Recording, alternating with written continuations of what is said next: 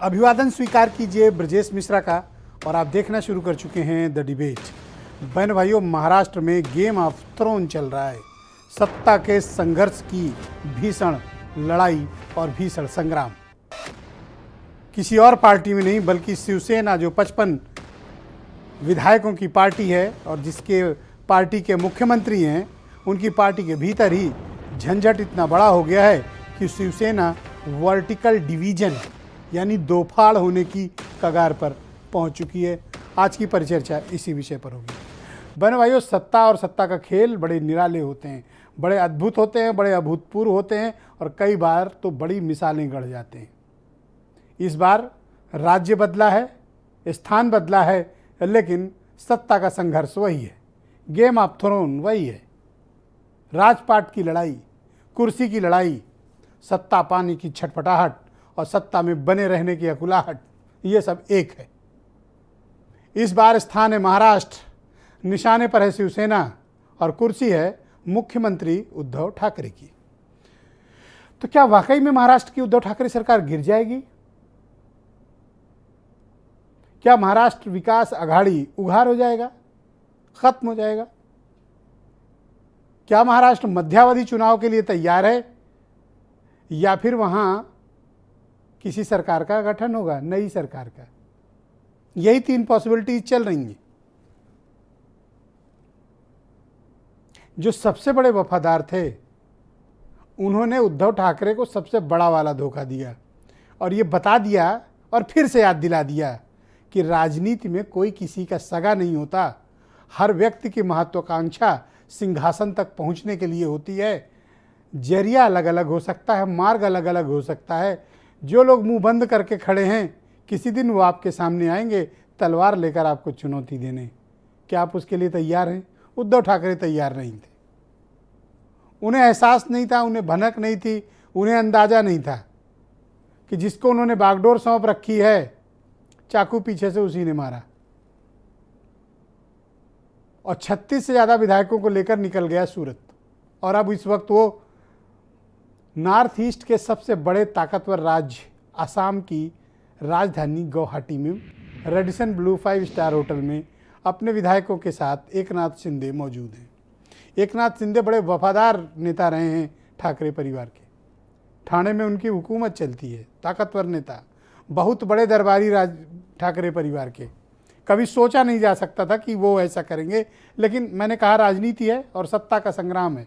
हर व्यक्ति की महत्वाकांक्षा सर्वोच्च पद पर पहुंचने की है, बस पहुंचने के मार्ग अलग अलग होते हैं। एकनाथ शिंदे ने यह सही वक्त चुना जब उद्धव ठाकरे शारीरिक रूप से कमजोर, शिव सैनिकों का मनोबल सत्ता में होने के बावजूद ईडी और सीबीआई के प्रहार से डाउन, सेना कमजोर और पार्टी नियंत्रण विहीन। हमले का मुफीद वक्त चुना एकनाथ शिंदे ने, क्योंकि शरीर और मन दोनों से शिवसेना इस वक्त कमजोर है और ये बिल्कुल ठीक स्थिति होती है जब दुश्मन आप पर आक्रमण करता है। आक्रमण हो गया, खाली हाथ पकड़े गए, पता ही नहीं चला भाई साहब को, भनक ही नहीं लगी क्या गेम हो गया और बहुत बड़ा गेम हुआ। लोग आरोप लगाते रहे बीजेपी करा रही, ये करा रहा है, वो करा रहा है, लेकिन मसला ये है कि आपसे आपके विधायक नहीं संभले। आपकी पार्टी, जिसके आपका फैमिली फाउंडर मेंबर है, जिसने पार्टी के संस्थापक लोगों के परिवार के खिलाफ बगावत हो गई, ये महत्वपूर्ण है। किसी कांग्रेस पार्टी के एमएलए ने बगावत नहीं की, एनसीपी के किसी विधायक ने बगावत नहीं की उद्धव ठाकरे के खिलाफ, शिवसैनिकों ने किया। इसलिए मैंने कल की डिबेट पे भी ये बात कही थी और आज फिर दोहरा रहा हूं, ये वक्त विचार करने का उद्धव ठाकरे के लिए, सोचने के लिए कि उनकी निष्क्रियता, उनका बेखबर होना, ये सब कितना नुकसान कर गया और उनका कमजोर होना। नेतृत्व तो हमेशा सक्षम हाथों को दिया जाता है, वो जो जरूरत पड़ने पर अपना पराक्रम दिखा सकें, उन्हें नहीं जो शारीरिक रूप से भी या मन से ठीक नहीं हो। इसलिए नेतृत्व तो हमेशा ऐसे ही मजबूत मन और मजबूत ताकत वालों के हाथ में दिया जाता है ताकि सत्ता चलाई जा सके। सत्ता चलाना, राजपाट चलाना कोई शराफत दिखाना नहीं होता है कि हम तो साहब बड़े शरीफ आदमी हैं, तो आप शरीफ आदमी, तो आप घर पे बैठिए। आपका सत्ता में क्या काम है? सत्ता निष्ठुर होती है, सत्ता की सिर्फ एक दृष्टि होती है, सत्ता की सिर्फ एक सोच होती है। संघर्ष हमेशा शक्ति का प्रतीक होता है, शक्ति देता है, और परिश्रम और पराक्रम मिलकर ही पावर देते हैं। और शिवसेना दोनों काम नहीं कर रही थी। मैं कल की बातों को रिपीट नहीं करना चाहता, लेकिन यह आईना जरूर शिवसेना को देखना चाहिए कि उनके साथ ऐसा हुआ क्यों। कमी आप में है। अपनी कमी देखने के बजाय ये दूसरों पर इल्जाम मरना कि फला उठा लेगा। अरे वो तो लगे ही हैं, वो तो 2.5 साल से लगे थे कि आपका विकेट कैसे गिराएं। आपने काउंटर अटैक में कौन सी स्ट्रेटजी अपनाई थी, ये इंपॉर्टेंट है। दुश्मन तो हमला कर ही रहा है, आपकी तैयारी क्या थी, ये महत्वपूर्ण बात थी। और तैयारी कोई नहीं थी। जब हमला हुआ तो सब बेसुध पकड़े गए, बेहोश। और भारत का इतिहास बताता है ऐसे बहुत से बेहोश राजाओं ने अपनी अपनी सत्ता गंवाई है। हो सकता है कि अब की बारी ये मिसाल उद्धव ठाकरे के लिए दी जाए, जो आज फेसबुक लाइव पे आके कह रहे थे कि एकनाथ शिंदे एक बार मेरे पास आ जाएं, मैं सीएम पद से इस्तीफा भी देने को तैयार हूं और अध्यक्ष का पद भी शिवसेना को छोड़ दूंगा, बस मेरे सामने आके कह दें। अरे भाई साहब, कैसे आपसे कहें? आपके 40 विधायक लेके अगला आदमी गुवाहाटी में बैठा हुआ है, फेसबुक पे आके कह रहा है, हर तरह से तो कह रहा है। अब क्या सामने आके क्या कह दे तो क्या हो जाएगा? समय परिवर्तनशील है। शिवसेना का समय परिवर्तन मांगता है। शायद ये बात उद्धव ठाकरे समझ नहीं पा रहे हैं, या फिर अब शिवसेना वर्टिकल डिवीजन के लिए तैयार है। वर्टिकल डिवीजन मतलब 2 फाड़। इसमें मुखौटा पहना जाएगा हिंदुत्व का, और मकसद होगा सत्ता पाना। कुछ बयान सुनिए, आज की डिबेट बहुत दिलचस्प है। जो नितिन देशमुख ने कहा वो बयान में आपके सामने लाया, और ऐसे बहुत से एमएलए वहाँ हो सकते हैं।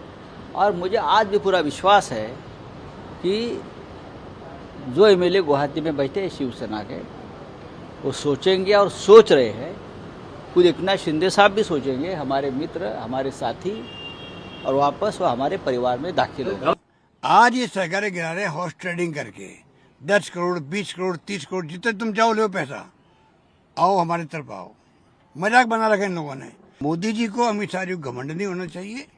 इनको चाहिए कि कानून का राज है, संविधान से सामने रख के आप सरकार चलाओ, कृपा करके बख्शो देश को। हमारी 44 में से 41 एमएलए यहाँ थे, इसमें से 3 रास्ते में हैं।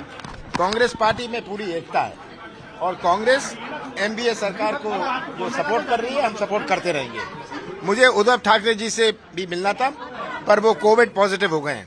मैंने लंबी बात उनसे फोन पर करी है और उनको ये आश्वासन दिया है कि कांग्रेस एनडीए गवर्नमेंट को सपोर्ट करती रहेगी। ये जो आमदार चुन के आए हैं, इनको सब शिव सैनिकों ने और पदाधिकारियों ने और मतदारों ने, वोटर्स ने एक निष्ठा से उनको चुन के दिया है। आज उन्होंने उनकी निष्ठा बेच दी है, उन्होंने उनकी निष्ठा गहान रखी है। इन गद्दारों का हम हमारी भाषा में निषेध करते हैं। इन गद्दारों को कड़ी से कड़ी सजा दी जाए। वैसे राजनीति में कोई गद्दार नहीं होता है। ये मैडम अभी बोल रही थी कि गद्दार, तो गद्दार कोई राजनीति में होता नहीं है। मकसद सबका एक जगह पहुंचना है और चोटी पे जगह एक ही के लिए है, तो किसी को हटना है और किसी को आना है। ये तो उद्धव ठाकरे को चाहिए था कि वो इंश्योर करते कि ऊपर कोई ना आए। अब एकनाथ शिंदे आ गए, जगह चाहिए, बनानी तो पड़ेगी। तो आज की परिचर्चा को आगे बढ़ाते हैं। शमसी आज़ाद भारतीय जनता पार्टी से हैं। थोड़ी देर में महाराष्ट्र के बहुत ही जाने माने पत्रकार अमित तिरोडकर हमें ज्वाइन करेंगे। मोहित बजाज शिवसेना से हैं, डॉक्टर उमाशंकर पांडे कांग्रेस से हैं, हरीश चंद्र श्रीवास्तव एनसीपी से, यानी इनका तीनों का अलायंस जो सरकार में, तीनों के प्रवक्ता हैं, और केपी मलिक बहुत ही जाने माने पत्रकार, और वीरेंद्र सिंह जी हमारे स्टेट हेड। बहुत शुक्रिया, धन्यवाद आप सभी का। मोहित बजाज, मैं आपसे समझना चाहता हूँ कि आपके घर में फूट कैसे हो गई? देखिए, सब पहले तो नमस्कार। मैं बताना चाहूँगा कि देखिए, फूट की बात है तो कहीं पर भी अगर जो समूह होता है लोगों का, तो कहीं ना कहीं फूट आ जाती है। और रही बात अगर विधायकों के मन में जो भी कोई कन्फ्यूज़न है, क्योंकि वो कन्फ्यूज़न है, ऐसा नहीं है कि कहीं पर कोई फूट आ गई है, कहीं पर कोई दुश्मनी है, ऐसा कुछ नहीं है। मुद्दा बस इतना सा है कि कहीं कुछ छोटा सा कन्फ्यूज़न है, जिसके लिए माननीय उद्धव ठाकरे जी, हमारे माननीय मुख्यमंत्री जी स्वयं सामने आके उन्होंने बोला कि भाई मुझे किसी प्रकार के पद की लालसा नहीं है और मैं स्वतः अपने पद को छोड़ने के लिए भी रेडी हूँ। मेरे को कोई उसमें आपत्ति नहीं है। अगर कोई अन्य शिव सैनिक मुख्यमंत्री पद को संभालता है तो मुझे कोई आपत्ति नहीं है। और ये सिर्फ उन्होंने बोला नहीं, प्रैक्टिकली इसको करके भी दिखाया। अब उनके पास विकल्प क्या है? अगर ये न बोलें तो और बोलते क्या? देखिए, विकल्प वाली बात आपकी बिल्कुल सही है कि और विकल्प क्या है, लेकिन एक चीज़ होती है, आपने देखा होगा कि कहीं पर भी अगर सरकार जाती दिखती है तो बड़ा भौखलाहट सी हो जाती है। आदमी हाथ पैर जोड़ के चाहता है कि भाई किसी तरीके से बच जाए। लेकिन यहाँ पर पहली बार राजनीति में इस प्रकार का देखने को मिला कि विपक्षी को किसी प्रकार के विपक्ष की बात कही नहीं गई। नहीं तो अक्सर देखा जाता है कि कभी भी सरकार गिरती है तो जो सत्ताधारी होते हैं वो हमेशा कहते हैं भाई ये विपक्ष की साजिश है, ये उन्होंने गिरा दिया, उनके मंसूबों को हम देख लेंगे। लेकिन पर मुझे एक बात बताओ जी, कि चलो मैं मानता हूँ 3 पार्टियों की मिलकर सरकार वहाँ पर बनी हुई, कुछ और छोटे छोटे दल और इंडिपेंडेंट भी आपको सपोर्ट दे रहे हैं। अगर उद्धव ठाकरे के खिलाफ हरीशचंद्र श्रीवास्तव की पार्टी विद्रोह करती, मैं मानता कि चलो जेन्युइन कहा जाए भाई इनकी पार्टी अलग है, उनकी अलग है, अब ठाकरे जी बर्दाश्त नहीं हो रहे हैं। कांग्रेसी करे उमाशंकर पांडे की पार्टी समझ में आता है, आप ही के लोग। देखिए, आपने जैसे कहा कि आप खुद बताओ, अच्छा 2-4 एमएलए नहीं, 10-20 नहीं, 25 नहीं, 30 नहीं, 36 आपको मतलब ये कैंसर है, समझ नहीं रहे हैं आप इसको सिरदर्द समझ रहे हो। जी जी, मैं आपकी बात से पूर्णतः सहमत हूँ और साफ तौर पर कह देना चाहता हूँ कि देखिए, ओ सॉरी हरीशचंद्र सिंह जी जी आप बोले हरीश जी क्षमा करिएगा, वो टैगलाइन गलत लग गई थी जी। हरीशचंद्र सिंह मौजूद जी। मोहित बजाज जी कंटिन्यू प्लीज। मैं कह रहा था कि देखिए क्या है, जो भी पर्टिकुलर कन्फ्यूज़न है वो निसंदेह अभी फ़िलहाल तो ऐसा नहीं दिखाई नहीं देता कि कहीं पर कोई सॉल्यूशन होगा। लेकिन जो अपील की गई है ना, मैं उस पर कुछ एम्फेसिस देना चाहूँगा, उस पर जोर देना चाहूँगा। दीजिए, बोलिए। हाँ, उस पर मैं जोर देना चाहूँगा कि जो अपील माननीय मुख्यमंत्री जी ने सामने आके की है, अपील की है, गुजारिश की है? गुजारिश की है। ओके, गुजारिश की है। और उस गुजारिश को सिर्फ कहा ही नहीं है, प्रैक्टिकली उन्होंने जो उनका बंगला था वर्षा, उसको वैकेंट करके उन्होंने कहा भाई हम मातोश्री से ही अब आगे की कार्रवाई को चलाएंगे। तो उन्होंने ये करके भी दिखाया कि देखो भाई हमें कोई पद की लालसा नहीं है, हम लोग 35 साल से राजनीति कर रहे थे, अभी हमारा 56वां जो स्थापना दिवस है, वर्धापना दिवस बोलते हैं उसको, तो वो आया। तो इतने साल की राजनीति में अकेली भारत की पार्टी होगी जो 80% हम लोग समाज सेवा और 20% राजनीति। देखो मेरी बात को गलत मत समझना, मैं सिर्फ ये जानना चाहता हूँ कि आप इतना बेहोश कैसे हो सकते हैं कि 36 एमएलए एक साथ मूव कर रहे हैं और राज्य से बाहर निकले जा रहे हैं, मंत्री भी उसमें शामिल हैं, आपके पास 24/7 सिक्योरिटी है, पीए पीएस स्टाफ इंटेलिजेंस, ये सब क्या मतलब बेहोश थे? मतलब आपको अचरज नहीं हुआ? मुझे तो हुआ भाई। नहीं, नो डाउट अचरज बिल्कुल हुआ, क्यों नहीं अचरज होगा, बिल्कुल अचरज था और बिल्कुल एक तरीके से टेंशन लेने वाली बात थी। हाँ, है ना। लेकिन इसमें एक टेंशन लेने का नहीं, देने का है। बिल्कुल बिल्कुल टेंशन देने का। और बहुत अच्छी बात जो पर सामने आप आई, लोग कमजोर हो गए हो थोड़ा। नहीं आप दे नहीं पाते हो, सिर्फ ग्रहण कर रहे हो। नहीं, देखिए कमजोर की जब जो चाह रहा है आके कूट के चला जा रहा है। नहीं, ऐसा कुछ नहीं है। कोई भी आकर हमको कूटने की कोशिश करेगा तो उल्टा वो खुद ही पलट कर गिर जाएगा। और हाँ, जो परिवार के लोग होंगे, अगर कहीं पर किसी प्रकार से उनको चाहते हैं कि भाई कोई बदलाव होना है या किसी प्रकार से उनको लगता है कि कोई डिसीजन गलत है, तो आप सोचिए। तो आपने दरबारियों को आपकी पार्टी ने इतना मजबूत कैसे कर दिया कि 36 लेके निकल गया भाई? मैं वही तो कह रहा हूँ ना कि अगर 36 लोग हैं या 40 लोग हैं या 3 लोग हैं, जितने भी लोग हैं, जितने भी संख्या बल है, अगर कहीं ना कहीं कुछ उन लोगों के मन में, उनके जहन में किसी प्रकार का भी अगर कोई कंफ्यूजन आ रहा है, तो मेरी ऑडियो शायद आ नहीं रही है मेरे को इस समय। तो सुन पा रहा हूँ, कंटिन्यू रहे। ओके, तो मेरा कहने का मतलब ये था कि किसी भी प्रकार से अगर उनको कन्फ्यूज़न है, मैं भी भारत समाचार के चैनल के माध्यम से, अगर मेरे को शिवसेना के विधायक सुन रहे हैं एवं साथ ही सुन रहे हैं, माननीय शिंदे साहब हाँ, सुन क्यों रहे नहीं, हैं, बिल्कुल सुन तो रहे उनसे- होंगे। हाँ बिल्कुल, तो मैं उनसे हाथ बिल्कुल सुन जोड़कर- रहे होंगे। हाँ, मैं उनको और हाथ यही जोड़ के- चैनल लगा के बैठे होंगे ये। बिल्कुल बिल्कुल बिल्कुल, पूरा भरोसा है मेरे को।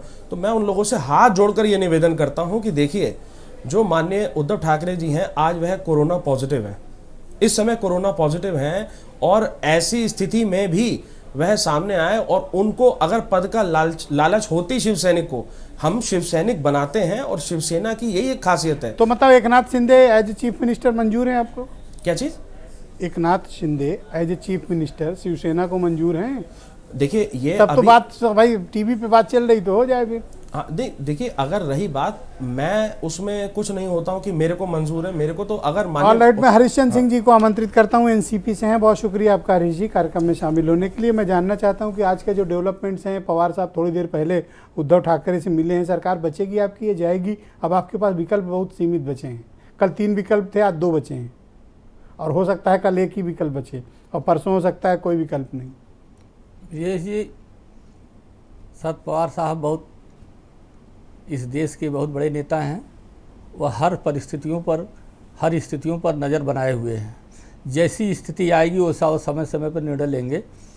और एक बात बता दूं आपको, सच्चाई छुप नहीं सकती बनावट के वसूलों से। आप सारी चीज़, सारा खेल तो देख ही रहे हैं, आपके नज़रों में है सारी चीज़। भेड़ और बकरियों के तरीके से विधायकों को रखा जा रहा है, मारा पीटा जा रहा है। ऐसा घिनौना काम सिर्फ बीजेपी ही कर सकती है। मैं आपकी सब बात मानने को तैयार हूं कि बीजेपी वाले आए, पकड़ के बस में बंद करके ताला नहीं, लगा के ले सर- गए, सर, कूटे, सब किए, मैं मान ये रहा हूँ। एक लोकतंत्र एक बात का मान रहा हूँ। अब इससे मेरी बड़ा- बात सुन लो।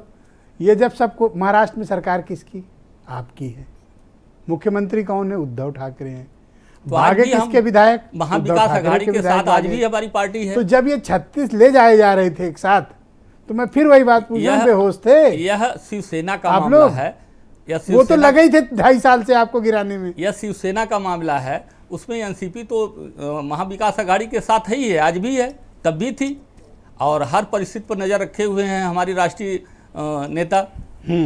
तो जैसा भी आगे आएगा, आएगी स्थिति, उस पर पर ये देखा जाएगा। मेजर एम्बेरसमेंट है आपके गठबंधन के लिए, बहुत बड़ा। मतलब लोग कहते थे भाई कांग्रेस को टूटने की आदत है, पर इस बार वो पक्के रहे, एकदम सॉलिड रॉक। 2-3 गायब हैं, वो भी ढूंढवाए जा रहे हैं। अभी कमलनाथ कह रहे थे कि 3 आ रहे हैं रास्ते में। आप लोग भी इकट्ठे रहे, भागे वो जो कह रहे थे कि हम तो साहब किला बनाए हैं। नहीं, ऐसा नहीं है। हमारी पार्टी के सारे विधायक हमारे साथ हैं, अपने जगह पर स्थिर हैं। यहाँ शिवसेना की जो बात है, उनका अंदरूनी मामला है, वो सुलझाने में लगे हुए हैं। स्थितियाँ जिस भी करवट बदल जाएं, थैंक यू। अभी समय डॉक्टर है। उमाशंकर पांडे, आप भी वहाँ सत्ता में हैं, सरकार में हैं। आप ये मानते हैं कि ये एक महाराष्ट्र विकास आघाड़ी का ये बिगेस्ट फेल्योर है कि उनकी नाक के नीचे से शिवसेना का एक नेता 36 एमएलए बस में भर के सूरत लेके चला गया, और फिर गुवाहाटी, और इनको पता ही नहीं चला? देखिए ब्रजेश जी, मैं आपसे सहमत हूं, लेकिन अगर देश का प्रधान सत्ताधीश इस तरीके की घिनौनी हरकत पे उतर आएगा, तो फिर ये कोई पहली घटना थोड़ी ही है कि महाराष्ट्र में ये पहली बार हो रहा है। क्या उत्तराखंड में ये नहीं हुआ? क्या कर्नाटका में ये नहीं हुआ? अरुणाचल में नहीं हुआ? मध्य प्रदेश में नहीं हुआ? क्या राजस्थान में मोदी जी ने यही साजिशें नहीं रची? अगर हम एक ऐसे प्रधानमंत्री को ही चुन लेंगे जिसकी विशेषज्ञता ही इसी डिपार्टमेंट की है, तो फिर आप तो मुख्यमंत्री भैया हो। काउंटर स्ट्रेटजी कुछ बनाओगे या ऐसे ही मार खाते रहोगे? देखिए, जब कोई आएगा कूट के चला जाएगा आपको? देखिए, जनता है, जनता को समझना है कि आखिर लोकतंत्र के ऊपर सत्ताधीश के द्वारा जो ये कठिन चुनौती खड़ी कर दी गई है, जो गंभीर समस्या देश के संविधान और लोकतंत्र को पर खड़ा कर दिया गया है कि पहली बार, ब्रजेश जी मैं पूरी गंभीरता से कह रहा हूं और पूरी जिम्मेदारी से, कि पहली बार जिस देश में देश के प्रधान न्यायाधीश सड़क पर उतरकर जनता से गुहार लगाएं कि मेरी रक्षा करो, उस देश के प्रधानमंत्री के बारे में क्या कहें और उनके अंधभक्तों के बारे में क्या कहें। जिस सीबीआई को बड़ी शिद्दत के साथ संवैधानिक संस्थान बनाया गया था, उसी सीबीआई के डायरेक्टर को रातों रात बदल दिया जाता है। इंट्रोस्पेक्शन करेंगे, आत्मावलोकन करेंगे और आगे गलती ना हो उसको सुधारेंगे, काउंटर स्ट्रेटजी बनाएंगे। आपका तो टेप रिकॉर्डर बस एक ही जगह फंसा है। अरे सोचो, वरना आपकी शिवसेना को ले गए, अगली बार आपको ले जाएंगे। नहीं, बचा कौन है ब्रजेश जी? वो पेगासस आया था ना, जो मोदी जी बड़ी शिद्दत से लाए थे। वो पेगासस बड़ा काम का चीज है। और अभी तो एक दूसरा भी आया। सरकार तो आपकी भी है महाराष्ट्र में, खरीद लो। हाँ, वो तो बिक ही रहा है। हाँ, नहीं, वो असल में महाराष्ट्र में नहीं मिल रहा है। केपी मलिक के पास ईमेल एड्रेस ले लो। मोदी जी उसको फ्रांस से ले आए थे, इजराइल से ले आए थे। अडानी जी के साथ बड़ी यात्रा करते हैं ना। अच्छा, चाइना भी 18 बार गए मोदी जी। और आपके पास मतलब महाराष्ट्र की अब कोई बात नहीं बची है। ओके, नहीं, महाराष्ट्र की बात में देखिए ब्रजेश जी, बात लोकतंत्र की है। ये आपके 3 कहाँ गए ये तो बताओ। नहीं, वो सब हैं, हमारे तो पूरे इंटैक्ट हैं। 44 हमारे पूरे हैं। भागोगे तो नहीं? नहीं, देखिए कांग्रेस इस समय लड़ रही है और कांग्रेस को पता है कि इस संविधान को और इस लोकतंत्र को जिंदा रखना है तो मोदी जी की आंखों में आंखें डालकर उनसे लड़ना पड़ेगा। आप देखिए कांग्रेस लड़ रही है उनसे। शिवसेना का नेता 36 ये हॉर्स ट्रेडिंग, ये देश की जनता का अरबों खरबों काला धन जो ये लाए हैं, उससे ये। अरे हार्स जब खुद प्यासा है और बिकने के लिए मार्केट में बार बार आ रहा है तो खरीदने वाला तो खरीदेगा। पेगासस पत्रकार क्या बिके हुए नहीं। आप देखिए बड़े बड़े पत्रकार, देखिए ब्रजेश जी, वो गोदी मीडिया जिनको कहा जाता है, वो सब पेगासस के शिकार हैं। तमाम न्यायाधीशों की भी जासूसी हुई पेगासस से। आपके मोबाइल में भी फिट कराना पड़ेगा। केपी मलिक के पास। अरे वो आप क्या करेंगे? उस प्रधानमंत्री जी की मंशा समझिए। अपने शुक्रिया आपका। अपने ही कैबिनेट के लोगों की पेगासस से जासूसी हो रही है। बहुत शुक्रिया। तो अब आप क्या करेंगे? आरोप लग रहा है कि ये सब कुछ भारतीय जनता पार्टी करवा रही है। आपकी क्या दिलचस्पी, जब जनता ने आपको बहुमत नहीं दिया, आपके अपने संगठन पार्टी को, आप शिवसेना के साथ चुनाव लड़े थे, शिवसेना अलग चली गई, फिर इतना डिस्परेटली उनका पीछा क्यों कर रहे हो आप? ये क्या बात हुई? बहुत बहुत धन्यवाद सर कि महाराष्ट्र के हालात पे आज का मुद्दा बनाने के लिए अपने डिबेट में, और अपना डिबेट में हमको मेहमान बनाने के लिए। देखिए, भारतीय जनता पार्टी का कॉन्सेप्ट बिल्कुल साफ है। वो चाहती है कि देश में विकास हो और इसके लिए वो हर सतह पर काम करने को तैयार है। अब आप खुद देखिए कि शिवसेना के ही विधायक, विकास करना सिर्फ आप ही को आता है। नहीं, घर गिराने वाले घर गिरा रहे हैं। नहीं, घर गिराने वाले इनके ही तो एकनाथ शिंदे है। कोई भारतीय जनता पार्टी ने उनको तो ये सब भाग के बीजेपी शासित राज्यों में क्यों जा रहे हैं? कभी सूरत जा रहे हैं, कभी गुवाहाटी जा रहे हैं, आप ही के यहाँ क्यों जा रहे हैं? आपका इनसे क्या रिश्ता है? हम सब तरफ जाएंगे, हमारा देश है, हम सब तरफ जाएंगे। और हमने एकनाथ शिंदे को दावत भी दी है, न्योता भी दिया कि अगर वो अलग पार्टी तो बताओ ना कि हाँ खुल के कि हम इनकी सरकार गिराना चाहते हैं, ओपनली एक्सेप्ट करो, बात खत्म। नहीं, हम नहीं गिराना चाहते। ये देखिए अंदरूनी कला है, बहुत धीरे धीरे पक रही थी। और आप खुद देखिए कि 287 विधानसभा में 106 हमारे हैं, और उसके बाद देखिए किस तरीके से इनका छोटा सा दल है, 55-56 विधायकों का दल है, और उसमें से भी अगर 36 विधायक अलग हो जाते हैं तो इसका मतलब है कि पार्टी का मुखिया जो है वो बहुत ही कमजोर है। आपने खुद इनसे सवाल किया कि किस तरीके की वहाँ की सीबीआई है, इनके किस तरीके। मेरे सवाल की आड़ में अपना काम मत बनाओ, मैंने जो आपसे सवाल किया उस पर जवाब दो। नहीं, मेरे आड़ में बहुत ज्यादा मजबूत है। वहां पर इनकी ही पार्टी के कार्यकर्ता और इनकी पार्टी के नेता अगर इनके खिलाफ बगावत करें तो हमारा उसमें क्या दोष हो सकता है? हम तो भाई अपनी सरकार बनाने के लिए तैयार। हम चाहेंगे कि एक प्रदेश और हमारा हो जाए, हमको इससे कोई विरोध नहीं। तो चाहेंगे, लेकिन एक बात बता दूं, केपी मलिक बहुत ही वरिष्ठ पत्रकार हैं, मेरे साथ जुड़ चुके हैं। मलिक साहब, बहुत शुक्रिया आपका। ये महाराष्ट्र में हो क्या रहा है सर? जी, मैं तो बड़े अचरज में हूँ। राजनीति में देखिए ब्रजेश जी, अगर आप देखें जिस प्रकार से महाराष्ट्र में ये 2 दिन से राजनीतिक उठापटक चल रही है, इसमें भारतीय जनता पार्टी पर्दे के पीछे से काम कर रही है, ये सर्वविदित है।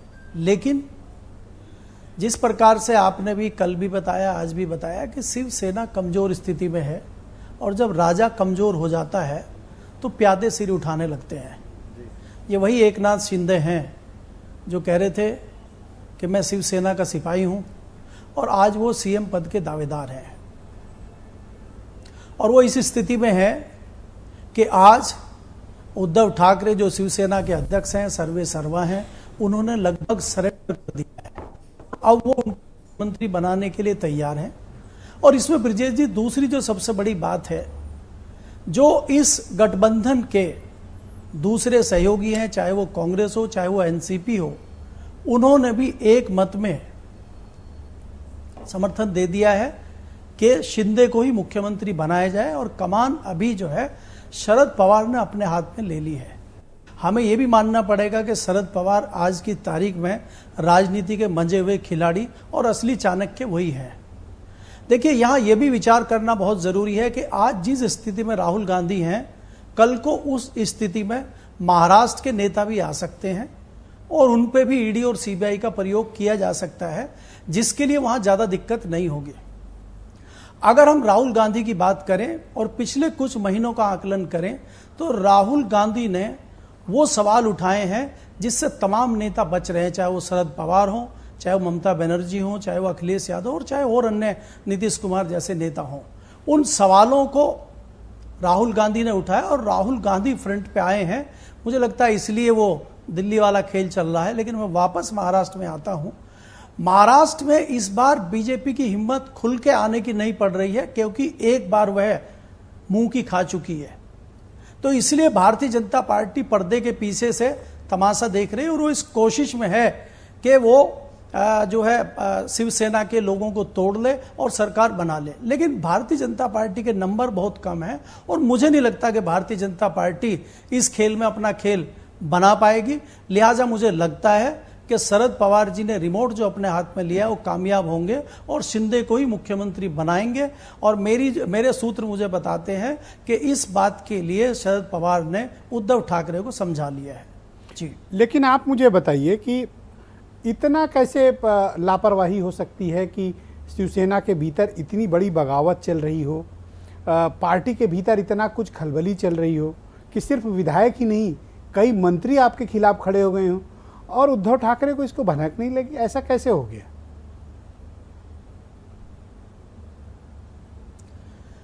देखिए, उद्धव ठाकरे को अगर हम देखें या बारीकी से एज ए हम राजनीति के हिसाब से पत्रकार के नाते अगर थोड़ा आकलन करें तो उद्धव ठाकरे राजनीति के वो मंजे हुए खिलाड़ी नहीं हैं। इनसे बढ़िया तो मुझे राजनीति के जानकार अगर वो कमान राज ठाकरे के हाथ में दे देते और अपने भाई को थोड़ा सा सम्मान देते हुए उसके हवाले ये चीज़ें करते तो मुझे नहीं लगता कि इस तरह की चीज़ें आज महाराष्ट्र में और शिवसेना को देखनी पड़ती। लेकिन क्या हुआ कि कई बार ये होता है कि व्यक्ति खुद ही सारी चीजें संभालना चाहता है, भले ही वो इस काबिल हो ना हो। आपको राज ठाकरे पे बड़ा भरोसा है, उनमें ऐसी कौन सी काबिलियत आपने देखी कि आपको लगता है कि राज ठाकरे ज्यादा बेहतर संभाल लेते? वो कूटने पीटने वाला तो नहीं मसला। राज ठाकरे के साथ एक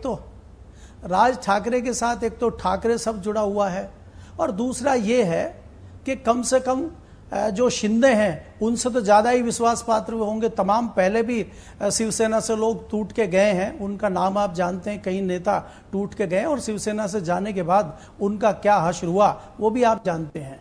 क्योंकि आप जानते हैं कि महाराष्ट्र में और खासकर बीजेपी में जिस प्रकार से पिछले 50 सालों से एक छत्र राज शिवसेना का चल रहा है और वहां कोई भी सियासी दल एंट्री नहीं कर पाया है। कांग्रेस भी अछूती नहीं रही है शिवसेना से। बहुत शुक्रिया आपका मलिक साहब। वीरेंद्र सिंह जी भी इस डिबेट में आ गए हैं। भाई वीरेंद्र जी, क्या चल रहा है महाराष्ट्र में? क्या सरकार बचेगी, गिरेगी, नई सरकार बनेगी, असेंबली भंग होगी, शिंदे लौटेंगे, नहीं लौटेंगे? आज गुजारिश भी कर ली उद्धव ठाकरे ने, बात बनती तो दिख नहीं रही। देखिए, सरकार तो गिरने वाली है, राजनीतिक हलचल मची है, लेकिन राज्यपाल और मुख्यमंत्री दोनों कोरोना के चपेट में आ गए हैं और जिसको गिराना है और जिसको बनाना है वो दोनों किसी से सीधे नहीं मिल पा रहे हैं। तो ये एक बड़ी विचित्र सी स्थिति महाराष्ट्र में आई है। एकनाथ शिंदे भाजपा के शासित राज्यों में बस में बैठ के बाकायदा पुलिस के प्रोटोकॉल में एस्कॉर्ट गाड़ी में घूम रहे हैं। बड़े बड़े होटलों में उनके विधायक ठहराए जा रहे हैं, 40 तक उनकी संख्या पहुंच गई है। तो बीजेपी कह रही भाई कि हम जो है इसमें कहीं है नहीं पर्दे के सामने, लेकिन पर्दे के पीछे उसका पूरा रोल है। हर हर गंगे वाली स्थिति है कि अगर गलती से नदी में गिर पड़ो तो खूब जोर जोर से नहाए लगो कि हर हर गंगे शिव शंकर नमो नमः, तमाम चीज़ें उसी तरह की स्थिति है कि जो जान जाए तो कोई बात नहीं भाई, हम तो सरकार बनाएंगे ही, बाकी जनता के सामने हमको बनना है कि हम महाराष्ट्र की सरकार की सियासत से दूर हैं। बहरहाल बागी दूर डेरा जमाए हैं। उद्धव ठाकरे कह रहे हैं एक बार आ जाओ, सामने बता दो, बात बन नहीं रही है। 40 MLA गायब हैं। आपको याद होगा कि महाराष्ट्र में 2019 में एक बार आधी रात को सरकार बनी और कहा गया कि बहुत बड़ी सर्जिकल स्ट्राइक कर दी गई रातों रात। हम लोग उठे तो सवेरे कोई और मुख्यमंत्री बन गया था। एक भतीजा अपने चाचा से नाराज़ होकर विधायक तोड़ के 5:30 बजे सवेरे राजभवन में आके शपथ ले लिया। उसकी जितनी जांच वाँच थी सब खत्म हो गई सवेरे 7:30 बजे तक। तब तक फिर सरकार गिर गई।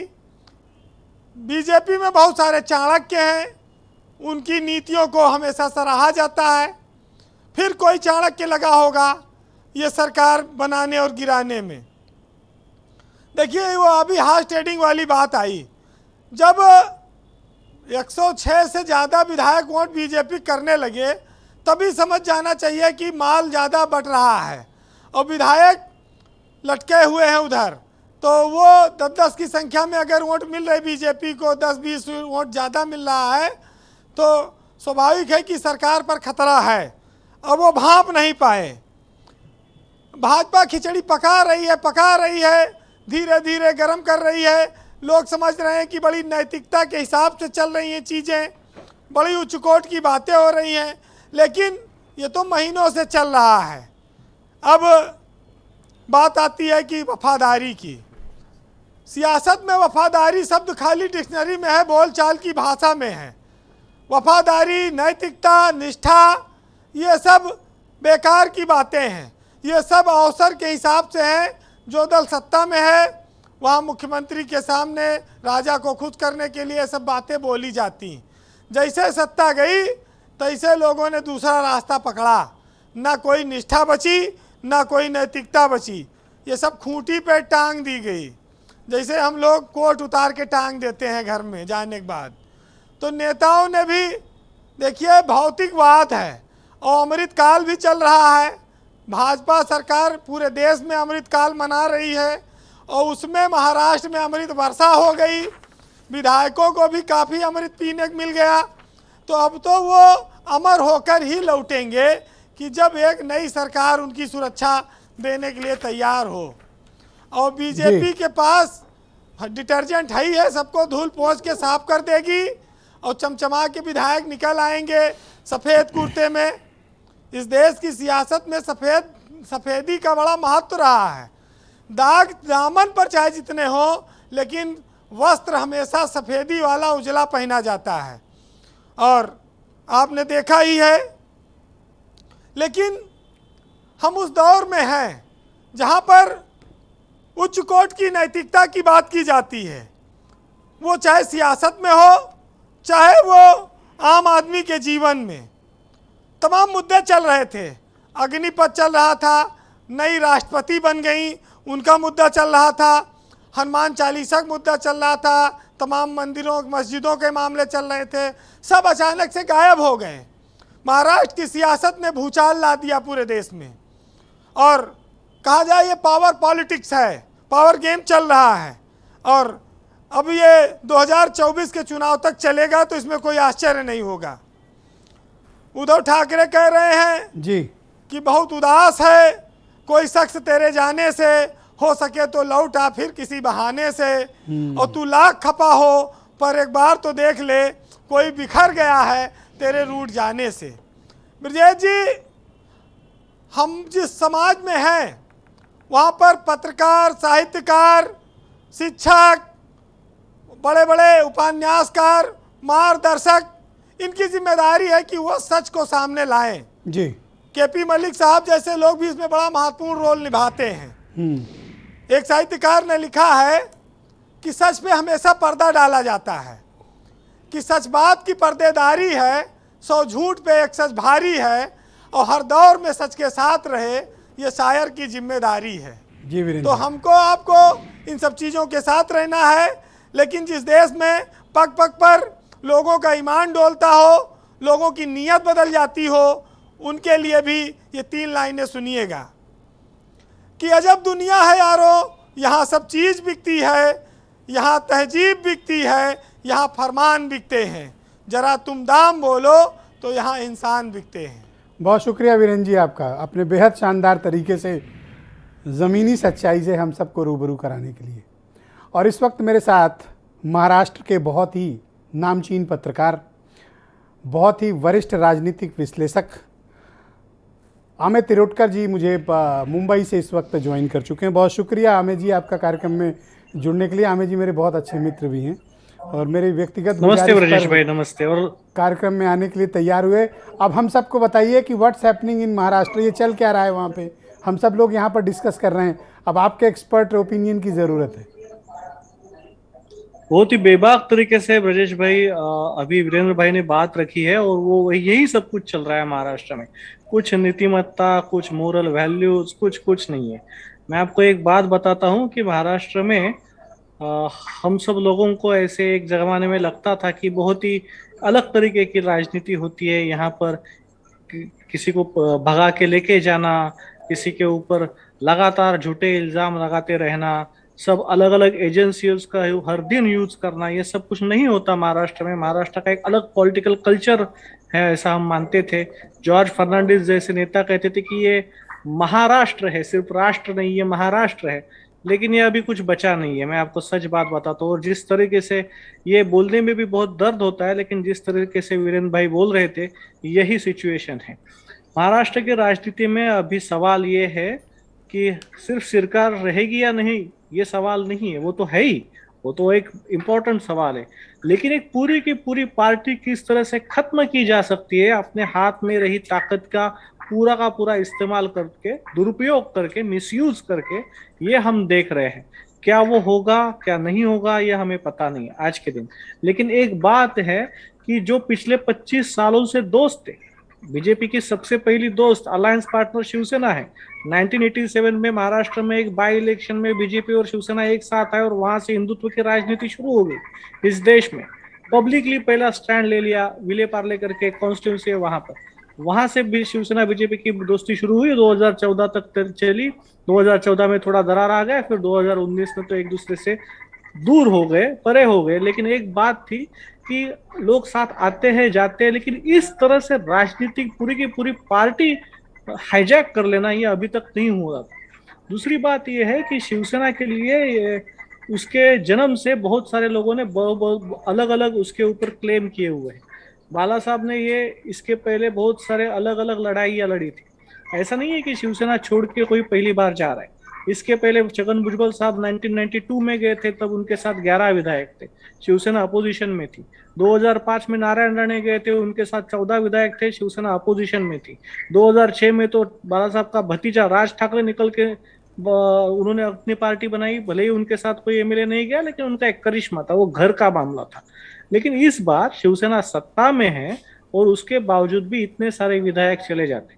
मुझे पता नहीं कि जो एकनाथ शिंदे जी क्लेम कर रहे हैं वो सही है सर। या मुझे नहीं। आप एक बात बताओ, मैं समझ नहीं पाया, और एक पत्रकार होने के नाते भी हम सब लोगों को बड़ा ताज्जुब हुआ जब ये पता चला कि 2, 4, 10, 15 विधायक नहीं, 30 से ज़्यादा, बल्कि क्लेम किया जा रहा है 36, तस्वीरें भी जारी हुई। एक आदमी इतने विधायकों और मंत्रियों को एक साथ लेकर निकल गया, पूरी सरकार, पूरी इंटेलिजेंस, पूरी मुंबई पुलिस, पूरी शिवसेना, किसी को भनक नहीं लगी। यही तो बेहोशी है। देखिए, इसमें दो बातें हैं। एक बात यह है कि जो बंदा ग्राउंड के ऑपरेशन आज तक करता था वही निकल के बाहर जा रहा है। एकनाथ शिंदे ही ये सब चीजें करते थे, तो वही बाहर जा रहा है। जो बंदा आपको आके बताएगा कि आपके पार्टी में ऐसा कुछ हो रहा है, अगर वही टूट रहा है तो फिर आपको कौन बताएगा? नंबर 1 बात। नंबर 2 बात, ये नेतृत्व का, लीडरशिप का भी फेल्यूर है। ये जो एक इल्जाम है उद्धव ठाकरे जी पर कि ये ज्यादा लोगों से मिलते नहीं, इसका भी एक नतीजा है। सिर्फ ये नहीं है, मतलब उसमें 2 बातें हैं। उद्धव ठाकरे जब 2005 में नारायण राणे का एग्जिट फेस कर रहे थे, नारायण राणे ने जब पार्टी छोड़ी थी तभी यही कहा था कि उद्धव ठाकरे लोगों से मिलते नहीं, इल्जाम यही था। 17 साल बाद वही इल्जाम है। सिचुएशन बदली नहीं है, उद्धव ठाकरे की वर्किंग स्टाइल बदली नहीं है। लेकिन ये बात सही है कि आप जब पार्टी के प्रेसिडेंट होते हो तो अलग होते हो, और जब चीफ मिनिस्टर होते हो तो अलग होते हो। चीफ मिनिस्टर को लोगों को मिलना चाहिए, ज्यादा एकनाथ से ज्यादा शिंदे लोगों किस को मिलना प्रकार, चाहिए। कितना जरूरी और कितने महत्वपूर्ण और कितने वफादार थे? जो आप कह रहे हैं कि सारा ग्राउंड ऑपरेशन वही संभालते थे, तो सेनापति ही पीठ में चाकू मार गया, इसका मतलब? देखिए, वफादारी की बात अलग होती है। क्या वफादारी आज, मतलब कौन वफादार है कौन दुश्मन है कोई नहीं बता सकता, ये बात तो है। लेकिन एक बात है कि वो बहुत इंपॉर्टेंट थे। कब वो इंपॉर्टेंट बन गए? तब ये नारायण राणे जो काम करते थे 2005 तक, उसके बाद 2009-10 से एकनाथ शिंदे काम करने लगे। ग्राउंड पर फोर्स रखना, केडर रखना, पार्टी को जो जो चाहिए वो देना। मतलब आप एक समझ जाइए, जब 2019 में चुनाव हुए और ये नई सरकार बनी है कांग्रेस, एनसीपी और शिवसेना की मिलके, तो ये सभी विधायकों को एक साथ रखना, उनकी परेड करना, उनको इधर से उधर लेके जाना, संभालना। अगर कोई टूट के, क्योंकि जब अजित पवार ने सरकार बनाई थी देवेंद्र के साथ, तो एनसीपी का विधायक अगर कोई जा रहा है तो उसको वापस लेके आना, एयरपोर्ट से वापस लेके आना और कहीं से वापस लेके आना, ये सब ग्राउंड ऑपरेशन एकनाथ शिंदे ने किए थे। तो इतने नजदीक थे, इतने क्लोज थे। एकनाथ शिंदे के पास मसल पावर है, मनी पावर है, और बड़े तादाद में उनके साथ लोग जुड़े हुए हैं। तो उसके वजह से एकनाथ शिंदे बहुत ही करीबी थे। एकनाथ शिंदे इतने बड़े नेता हो गए कि सीधे उन्होंने उद्धव ठाकरे को चुनौती दे दी और पूरी शिवसेना को अलग थलग कर दिया। इतने बड़े नेता हो गए कि उन्होंने ठाकरे को चुनौती दे दी। पहली बार हुआ है कि ठाकरे के शिवसेना को किसी बंदे ने डिसिजिव चुनौती दी। आज के पहले बंद हुए, आज के पहले रिबेलियन हुआ, लेकिन इतने बड़े पैमाने में एमएलए को लेके जाना और किसी को पता भी नहीं होना, ये अलग बात है। और दूसरी बात इसमें ये है, आज तक क्या था, अपोजिशन में थी तो तब बात अलग थी ब्रजेश भाई। आज ठाकरे की सरकार है, ठाकरे खुद सीएम है, पार्टी के नेता भी है और सीएम भी है, तो उसके बावजूद भी इतने एमएलए जब जा रहे, तो ये ठाकरे की या शिवसेना की इतिहास में सबसे बड़ी चुनौती है, सबसे डिसिजिव चुनौती। सर, सबसे बड़ा फेल्योर भी माने? जरूर है, जरूर फेल्योर है। मैं आपको बताता हूं कि ये मतलब आप देखिए, ये जो 56 विधायक चुन के आए हैं उद्धव ठाकरे पार्टी, वो ठाकरे के नाम पे चुन के आए हुए, ये कोई नहीं ये सकता, टाल सकता। लेकिन बात ये है कि ठाकरे के नाम पर चुन के आने के बावजूद भी अगर 35 लोग यहाँ से निकल जा रहे, इसका मतलब कहीं ना कहीं प्रॉब्लम है, कहीं ना कहीं पेज फंसा। What next? अब आप आगे क्या देखते हैं? अगला 48 घंटा, अगला 72 घंटा क्या एक्सपेक्ट करते हैं महाराष्ट्र के भीतर? 3 सिचुएशन है ब्रजेश भाई। पहली सिचुएशन, अगर 38 से ज्यादा विधायक एकनाथ शिंदे अपने साथ लेकर आए तो वो आराम से सरकार बना लेंगे, नंबर 1। नंबर 2, 38 से अगर नीचे उनके साथ ऑफिशियल, आप ये थोड़ा अपने दर्शकों के लिए पता होना चाहिए कि शिवसेना के 38 से ज्यादा होने चाहिए, कुल मिला के 38 से ज्यादा नहीं, क्योंकि तब एंटी डिफेक्शन लॉ से वो बाहर निकलेंगे। अगर वो 38 से 38 से कम उनके पास रहे तो उसमें से कितने विधायक इस्तीफा देने को तैयार है, इसके ऊपर डिपेंड करता है। अभी आपकी सूचना क्या है? उनके पास शिवसेना के कितने एमएलए हैं? देखिए, अभी जो लेटर निकला है उसमें से 35 लोगों की उसके ऊपर साइन है, उसमें से 4 लोग निर्दलीय है, मतलब 31 लोग हैं। लेकिन ऐसा कहा जा रहा है कि अगले 24 घंटे में और 6 लोग उनके पास जा सकते हैं जो अलग अलग जगह पर है। तो मतलब कुल मिलाकर 37 to 38 एमएलए उनके पास हो सकते हैं। लेकिन उसमें दूसरी बात जो ये है कि अगर ये मुंबई में जब आएंगे, तो जैसे अभी वो जो बागी विधायक वापिस आ गया नितिन देशमुख, जो उन्होंने कहा है कि 10-12 एमएलए वापिस आना चाहते, तो उस हिसाब से देखा जाए तो क्या बाजी पलट भी सकती है अगर ये लोग मुंबई लैंड करते हैं? तो यही तो उद्धव ठाकरे ने आज कहा है ना कि अगर आप चाहते हो मैं नहीं सीएम रहूं, तो मुझे मुंबई में आके बताइए। कि उसको पता है जब वो मुंबई में आएंगे, जब वो विधान भवन में आएंगे, तो ना सीआईएसएफ काम करेगी ना बीजेपी काम करेगी, वहां पर सरकार काम करेगी। और तब वो जो 35-36 जो भी है, उसमें से 5-6 विधायक वापिस ला सकते हैं, ऐसा उद्धव ठाकरे को भरोसा है। ऑल राइट, बहुत शुक्रिया, हमारे साथ कृपया बने रहिएगा, डिबेट को आगे बढ़ाते हैं। मोहित बजाज शिवसेना के प्रवक्ता हैं, मेरे साथ मौजूद हैं। गुजारिश काम नहीं आ रही है और अमेय जी बता रहे हैं कि 31 से ज़्यादा तो वहीं बैठे हुए हैं और 6 चाहिए बस, पार्टी टूटना तय है आपकी। देखिए, वेट ऑन वॉच की स्थिति है, सभी को इंतज़ार करना पड़ेगा और अगर कुछ भी बोलें तो शायद जल्दी होगा, मेरे को ऐसा लगता है। और रही बात कि जो रिक्वेस्ट की गई थी माननीय मुख्यमंत्री जी द्वारा, उसका कुछ ना कुछ तो नतीजा निकलेगा। एक ट्वीट आया एक नाथ शिंदे का भी मेरे पास पहुंचाया गया है कि पार्टी और शिव सैनिकों के अस्तित्व के लिए अस्वाभाविक मोर्चे से बाहर निकलना जरूरी है, पहली शर्त उनकी। दूसरी शर्त, अब महाराष्ट्र के लिए निर्णय लेने की ज़रूरत है। तिरोडकर जी, आप भी सुनिएगा। पिछले 2.5 वर्षों से महाराष्ट्र विकास अघाड़ी सरकार ने केवल घटक दलों को फायदा पहुंचाया, शिव सैनिकों को नुकसान हुआ। चौथी शर्त, जब घटक दल मजबूत हो रहे हैं, शिवसेना में व्यवस्थित रूप से इसे ख़त्म किया जा रहा है या शिवसेना को नुकसान पहुंचाया जा रहा है। ये 4 बातें उन्होंने कही हैं और मुझे लगता है कि ये चारों उनकी शर्त है। मोहित बजाज। बिल्कुल आप सही कह रहे हैं। देखिए, उन्होंने ये बहुत अच्छी बात रखी कि अगर अपनी बात को रखना मेन ज़रूरी होता है, विधायक वहाँ चले गए, यहाँ आ गए, वो एक अलग बात है। तो आपने इधर ट्वीट के माध्यम से तुरंत देखा कि इधर से मैं बोल रहा था कि माननीय मुख्यमंत्री जी ने जो रिक्वेस्ट की है उसका नतीजा जरूर निकलेगा। देख रहे होंगे, देखो हाँ। पक्का देख रहे हैं तो टक से ट्वीट आ गया है। बिल्कुल बिल्कुल बिल्कुल, इसलिए अभी अपील कर लो। बिल्कुल नहीं, पूरा यकीन था भी और है भी। और आपका तो चैनल ही ऐसा है कि उसको सब लोग देखते ही देखते हैं और महाराष्ट्र तो बिल्कुल देखेंगे। महाराष्ट्र में हमारा चैनल बहुत देखा जाता है। बिल्कुल बिल्कुल बिल्कुल, इट्स वेरी पॉपुलर। ओके लैठारी जी, आप मुझे बताओ कि अब 4 शर्तें आ गई हैं। एक तो वो कह रहे हैं कि फायदा तो असली आप लोगों ने कूटा, परेशान शिव सैनिक हुए, इसलिए मैं चलाया लेके सबको। अब आपसे अलग होना चाहते हैं एक नाथ शिंदे। अब उनके जो भी आरोप हैं, अब उस पर तो हम कुछ नहीं कर सकते, लेकिन हमारे राष्ट्रीय नेतृत्व के जो आदेश निर्देश हमको होंगे, हम उसको ज़रूर आपके सामने रखेंगे आगे आने वाले समय में। पर मुझे बताओ कि ये आप लोग इतने निश्चिंत क्यों बैठे हुए हो? एनसीपी वालों में देखा हूँ आराम से बैठे हैं। उनको एनसीपी निश्चिंत नहीं बैठी हुई है, अपनी हर स्थिति पर नज़र गड़ाए हुए है। अब जैसे दुश्मन दरवाजा तोड़ के अंदर घुस आया है, आपके 36 कमरे कब्जा हो गए हैं। नहीं, मामला तो अब आपकी तरफ बढ़ने वाले हैं। मामला तो शिवसेना का है, उनका अंदरूनी मामला है। अब एनसीपी के लोग जहाँ हैं वहाँ अस्थिर हैं। अब शरद पवार साहब स्थितियों पर नज़र गड़ाए हुए हैं। अब उनके सामने जैसा जो भी विकल्प सामने आएगा, शंकर जी, क्या आपको लगता है कांग्रेस कोई इनके बीच समझौते की पहल करवाएगी? एक बात मानिए कि अगर एक नाथ शिंदे आते हैं तो क्या कांग्रेस शिंदे को सपोर्ट करेगी या सिर्फ उद्धव ठाकरे तक ही आप सीमित रहेंगे? दो में से किसके साथ जाना आप पसंद करेंगे? ये थोड़ा महत्वपूर्ण है मसला। ब्रजेश जी, देखिए, कमलनाथ जी ने अपना बयान दिया है। कांग्रेस पार्टी के एमएलए कांग्रेस पार्टी के साथ हैं और कांग्रेस पार्टी महाविकास अघाड़ी के साथ है। और रही बात, देखिए, मैं जिसका संभल के क्यों बोल रहे हैं? नहीं, संभल के नहीं, बहुत स्पष्ट मैंने बोला कि कांग्रेस पार्टी के इन केस अगर उद्धव ठाकरे हटे और शिंदे क्लेम करते हैं तो क्या शिंदे को as a chief minister Congress accept करेगी? यस और नो? ब्रजेश जी, देखिए, लोकतंत्र के सामने बेहद गंभीर खतरा है और ऐसी स्थिति में लोकतंत्र बचाने की जिम्मेदारी देश की दूसरे नंबर की सबसे बड़ी पार्टी की ही है। भाई साहब, मैं कुछ भी पूछता हूँ आप सीधे ईरान से शुरू होते हैं। नहीं, ईरान अरे मेन मुद्दे पे आओ। ब्रजेश जी, बेहद गंभीर मामला है कि क्या देश के प्रधानमंत्री के इशारे पर इस तरीके की घटनाएं, लोकतंत्र का चीरहरण कब तक ये देश देखता रहेगा?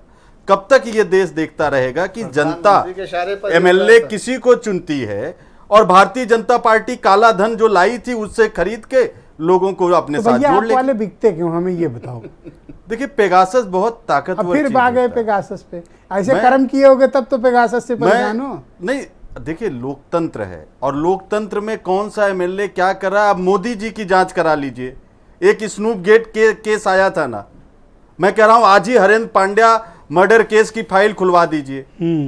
मैं कह रहा हूं वो साहेब वाली बात फिर से सामने ला दीजिए। तो इतने राज्यों में सरकार थी, कुछ कर लेते। अब टीवी पे बोलने से क्या होता है? कुछ किए तो नहीं। जनता जो है, फिर वेट से करो जनता का, फिर जनता ऐसे ही उड़ेंगे। जनता घड़ी उड़े, कहां गिरे? गुवाहाटी। जनता घड़ी की सुई, देखिए, जनता घड़ी की सुइयों को जब घुमा देगी तो मोदी और जैसे तमाम लोग भाई शमसी आजाद बीजेपी के प्रवक्ता हैं, ये तो पूरी गगरी आपके सर फोड़ रहे हैं, कह रहे सब किया धरा आपका है, उठाए ले जा रहे हो इनके विधायक।